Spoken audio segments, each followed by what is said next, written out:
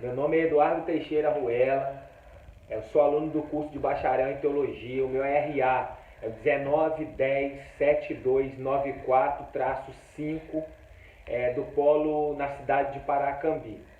Bom, hoje nós vamos fazer uma breve exposição da palavra que Jesus nos deixou em Mateus capítulo 12, do versículo 1 ao 8, onde está falando a questão que os discípulos foram colher espigas porque eles tiveram fome e eles foram duramente criticados pelos fariseus que condenaram a atitude dos discípulos do Senhor.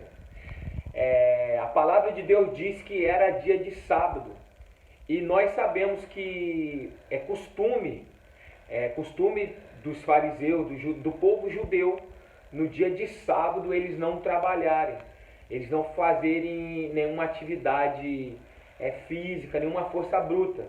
Então era um dia totalmente separado ao Senhor, consagrado desde os tempos de Moisés, quando o Senhor ele deu essa lei a Moisés.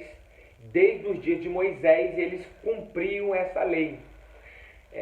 Mas o Senhor vai repreender os fariseus, não porque os fariseus eles seguiam essa lei, mas na verdade os fariseus faziam o que convinha a eles.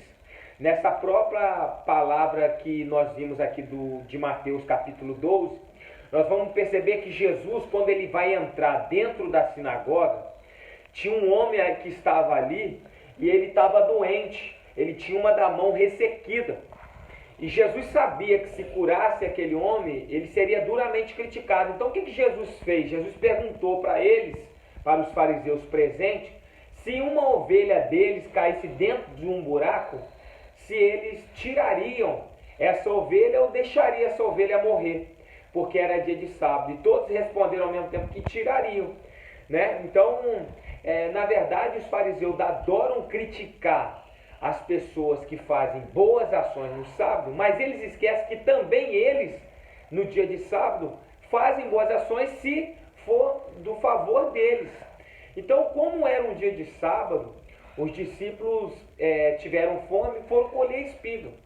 E os fariseus vão criticar, mas eu louvo a Deus que o Filho de Deus estava presente.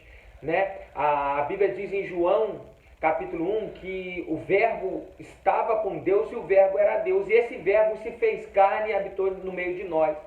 Graças a Deus os discípulos tinham o mestre perto deles, porque todas as vezes que os fariseus arrumavam alguma contenda, arrumavam alguma questão, Jesus sempre tinha uma palavra para desestruturar, vamos dizer assim, os fariseus, porque os fariseus, o negócio deles era criticar as pessoas, era apontar as pessoas.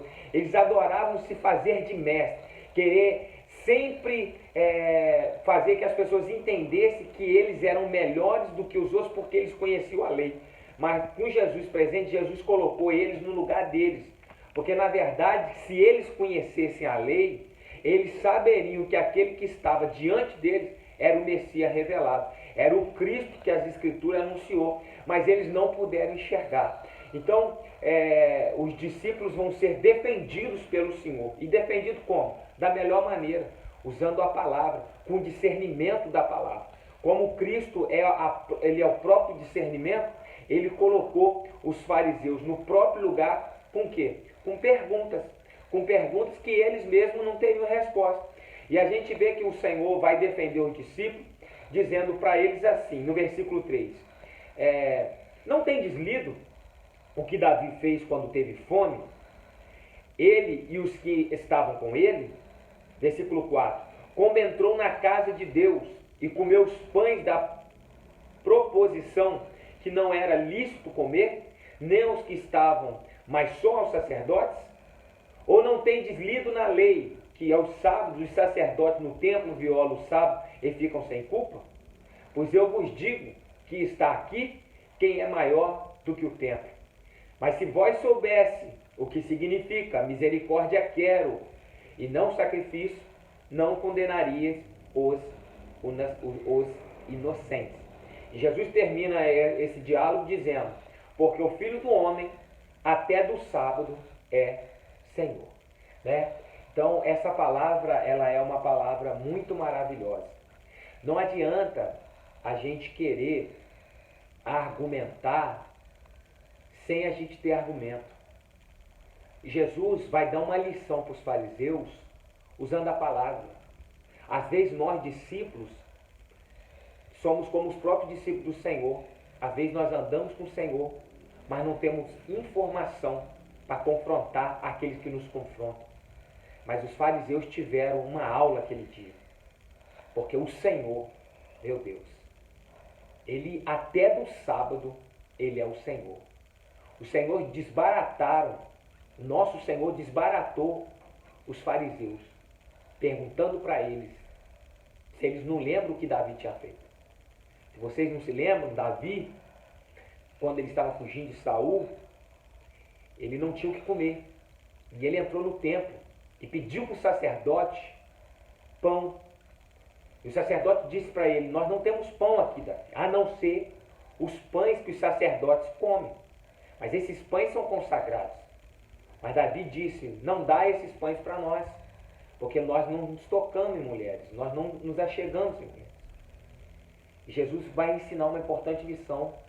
Como eu disse na atividade 1, Jesus vai ensinar uma importante lição, que a vida está sempre maior do que a lei. A vida é sempre maior. Vou te dar um exemplo. Uma certa feita, um judeu foi convidado após um culto para ele estar sentado à mesa junto com os irmãos. E foi pedido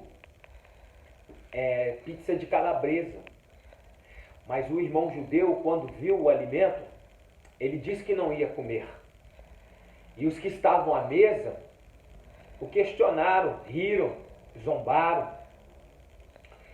Mas aquele judeu disse que ele não poderia comer daquela comida porque ele não comia carne de porco. Nós conhecemos a cultura, a tradição, eles não comem carne de porco. Aí um daqueles irmãos que estavam à mesa vai perguntar para aquele rapaz que é judeu, dizendo: e se você só tivesse essa comida para morrer e você morrer logo após? Aí o irmão judeu disse que comeria, porque em questões onde a vida e a morte, a lei da vida é sempre maior do que a lei da morte. Então ele comeria. Eu aprendi uma grande lição com isso, e que nós também possamos aprender. Eu me recordo quando Pedro estava na casa de Simão, e por a comida estar demorando a sair, Pedro ele vai subir ao telhado, e Pedro vai buscar a Deus em oração. E buscando Pedro a Deus em oração, Pedro vai ter uma visão muito linda. Ele vai ver toda sorte de animais que os judeus não comiam. E ele vai ver o Senhor que dizia para ele naquela visão: Pedro, mata e come. E nisso ele vai ver do céu lençóis brancos que desciam sobre aqueles animais e que subiam, que descia e que subia. E ele vai escutar aquela voz: Pedro, mata e come. E Pedro vai responder: Senhor, nunca comi coisa imunda e nunca toquei em coisa imunda. Mas o Senhor vai dizer para ele: Pedro, como pode dizer que é imundo aquilo que eu santifiquei? E mais uma vez Pedro vai ver aquela cena, vai ver aqueles animais, e vai ver o anjo do Senhor que descia com aquele lençol branco e subia, que descia e subia. E mais uma vez ele vai escutar aquela voz: Pedro, mata e come. E Pedro vai repetir a mesma coisa, e o Senhor vai repetir para ele a mesma coisa: Pedro, não diga que é imundo aquilo que eu santifiquei. A Bíblia diz que Simão vai chamar Pedro, porque na porta estão os enviados de Cornélio, e que queriam falar com Simão Pedro, o discípulo do Senhor. E Pedro vai descer do telhado e vai receber os mensageiros que vieram buscar para que Pedro fosse à casa de Cornélio. Cornélio vai contar a Pedro que teve uma visão em que o anjo mandava que ele chamasse a Pedro para entrar na sua casa. E na casa de Cornélio está cheio de pessoas que não faziam parte do povo judeu, estavam os gentios, estavam as pessoas que para eles não eram dignas de receber o Senhor, que não eram dignas de receber a salvação. E Pedro vai com eles. Quando Pedro está chegando, Cornélio conta a visão de que tinha com Pedro. E Pedro vai contar a visão, quando ele entra na casa de Cornélio, a visão que ele teve no telhado.